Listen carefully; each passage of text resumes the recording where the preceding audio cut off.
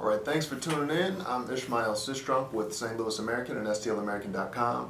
Today we have senior sports editor and columnist Earl Austin Jr. Earl, how you doing? I'm good, Ish. How about yourself? I'm doing well. Today we're here to talk about the NBA Finals 2012.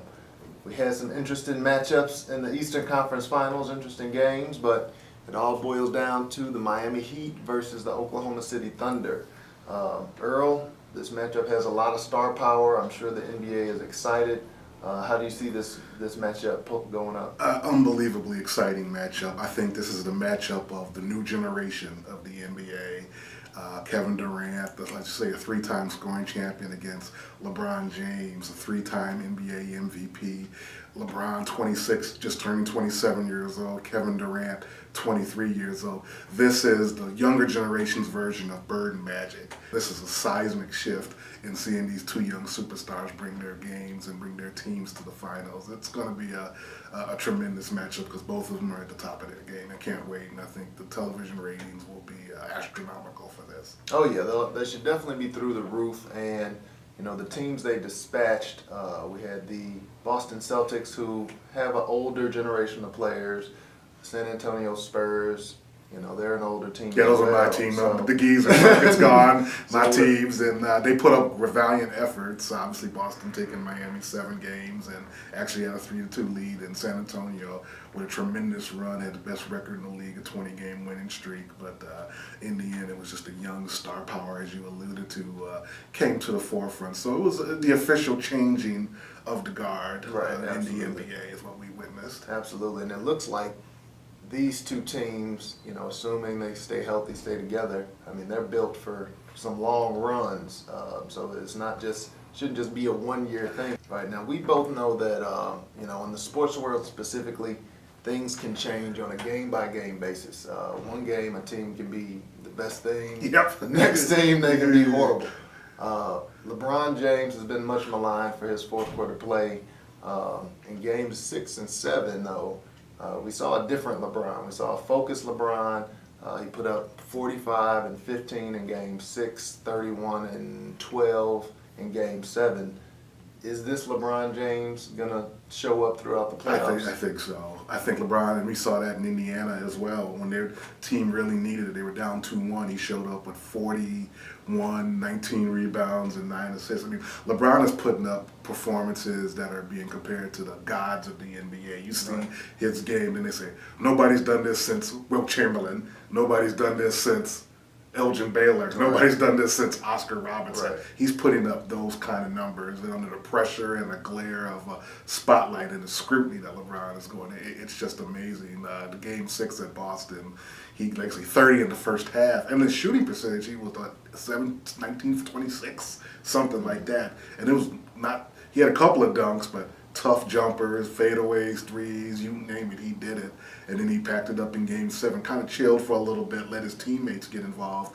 And once Bosh and Battier start hitting the threes, it opened up the lane, and LeBron just took that baby over. So I think you're really going to see a much more focused LeBron, because the guy on the other side is a young guy, hungry, just as hungry as he is, trying to take the league over. LeBron's place to take the league. Durant's trying to do that, so I think that's what's going to make it great. But LeBron has just been beyond phenomenal in these playoffs. Right, and LeBron, I mean, his numbers have always been great, you know, across the board.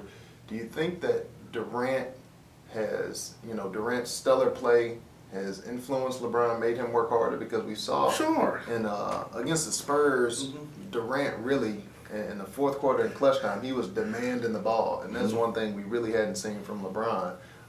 But since those games where Durant, you know, kind of took over, that's after that LeBron has started to take over on his own. Absolutely, there's no question about it. If LeBron will say no, he's lying to you, because that's what Bird and Magic used to talk openly about. That Magic used to check, especially since they played. You know, Boston would play during the you know the early evening, 6, 7 o'clock on the East Coast, and Magic would be, what did Larry do this night? Okay, and they checked the papers because it was that competitive spirit between them from college. So yeah, there was no coincidence after Durant closed out San San Antonio that LeBron explodes in Boston. Of course, the Celtic rivalry with the Heat is unmatched in the NBA. Right. But you add the fact that Durant is doing what he's doing, and he's getting all the national love. LeBron wants to say, wait a minute, Right. I'm still here.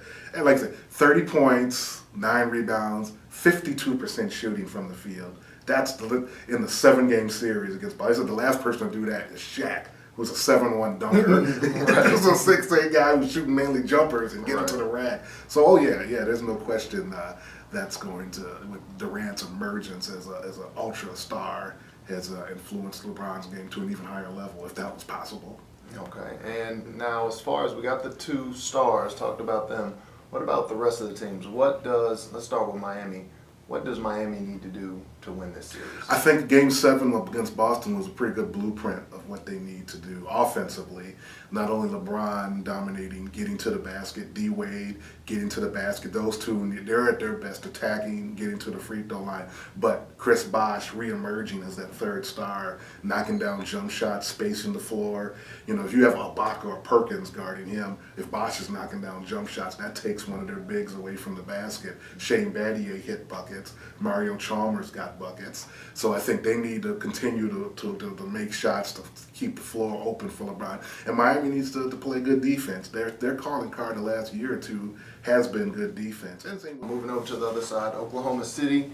What do you think are their keys to success here? Same thing. I think Russell Westbrook has to continue to play under control like a point guard. He averaged 7 assists in the Western Conference Finals, still scored, but he didn't look to be the guy. When he wasn't trying to be the main guy and force shots, that's when they were at their best. The ball was moving, more guys got involved. Ibaka got jumpers from the corner. Sapolosha had a nice scoring game.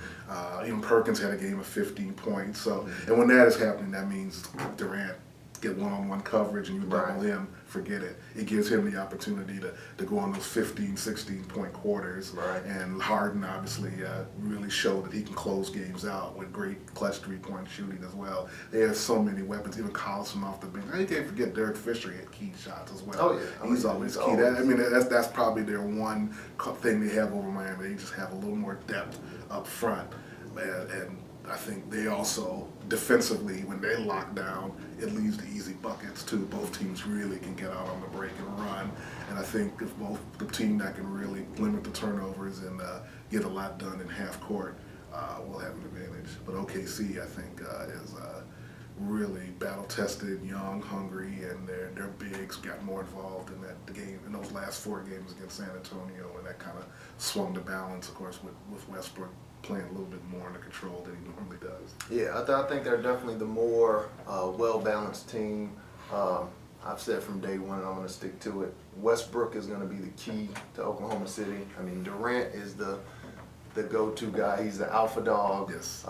But like you said, Westbrook, when he plays in control, I mean, they're such a better team. When he has those, I think sometimes when Durant is scoring and Harden is scoring, Westbrook gets that itch. I gotta get like, mine. I gotta get mine. mine. And he takes a bad shot. If he can limit those to, 2 or 3 a game, that's fine. But when he starts getting in that a whole lot, it really hurts the team. You're right, because Durant's going to get his, Harden's going to get his when he creates. So when Russell goes hog wild trying to get his, then the Fishers, the Sapoloshas, the Ibakas, those young men don't get theirs. And when they're able to share, and even the Quan Cook comes off the bench and gets 3 threes against the Spurs, great shooter, when those guys are able to share in the pie, it just opens the game up for Westbrook, because he's dangerous getting to that elbow, that 15-footer, getting to the rack.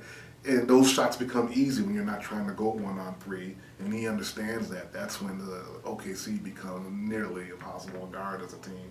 All right. Okay. So it all boils down to man. the picks. We're gonna put you on the spot, Earl. The picks. Wow. I've been vacillating back and forth because Miami was there last year and felt the sting of losing to a veteran Dallas team when they were the favorite, up 2-0, a chance to go up 2-0, 15 up. And Dirk brought him back, and then they lost, and I think that motivates them even more. But then this time you're coming up against a team that's even stronger and younger, more depth, and they got the home court advantage, and that atmosphere is one of the best in all of sports. Right. And that's just that. I think that would give them the edge. I think Oklahoma City right now, but wow, you know, LeBron wants his first, and you know, Durant standing in his way. I think that that raises the temperature up. Yeah, in his it's game. the two premier superstars. Yeah, I mean, it's so exciting. As much as I love, you know, how much I love the Spurs and what they do, but I think just to see these two fresh young stars, I think it's for the young folks and the fans. It's going to be a bonanza. I'll give OKC the edge right now, but I don't.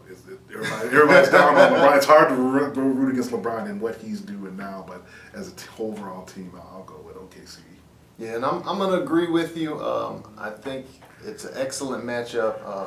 Obviously, Miami Heat have the star power to win. They have the ability. I think when all things are considered, I think the coaching in Oklahoma City is a little bit better. And like I said, I think Westbrook is at that X factor where they're going to have a problem matching up with him. If he can play within himself, I think he, along with that home court advantage, will give him the edge. And once you get down to the clutch situations, the last minute, like I said, LeBron has been stepping up. Right. I'm glad to see it. I've been critical of him, but I'm glad to see it because I think it's good for the game. It's exciting to watch. But when you got the home court advantage and you got a guy whose X's and O's seem a little bit better, I think that may give them the edge. I think so too. I think their games are so different in terms of in the clutch. That's why I think LeBron needs some of his guys to hit a few jumpers, because LeBron is at his best, even in the fourth quarter, getting to the basket. You know, while Durant is more the jump shooter. He'll get to the bucket and he should go in there and dunk, but he's more comfortable go between the legs, hit that 15-footer pull up from three. Well, LeBron is put that head down, get to the bucket. Right. And I think when it comes down to brass tacks, I think that's what they're each is going to do in a late game situation. And I think for LeBron to be able to do that more effectively, he needs a little more help from his friends. So Perkins and Baca can't jam the middle like Boston tried to do until Bosh showed up and hitting three-point shots. So yeah, the last 2 minutes of every game will be will really be exciting. Good deal. All right. Once again, I'm with Earl Austin Jr. I'm Ishmael Sistrunk. You can check us both out in the St. Louis American and at stlamerican.com.